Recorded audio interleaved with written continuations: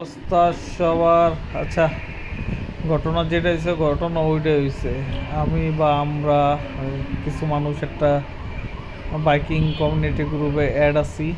তো এখানেও আমাদের দেখা কিছু মানুষের অনেক চুলকানি আছে। তারা বলে আমরা নাকি দালাল, আমরা নাকি বিরিয়ানি খাইতে যাই। আপনারা যে গ্রুপটা নিয়ে কথা বলেন, এই গ্রুপে যে আমরা থাকি, থাকবো না কেন ভাই সেটা বলুন।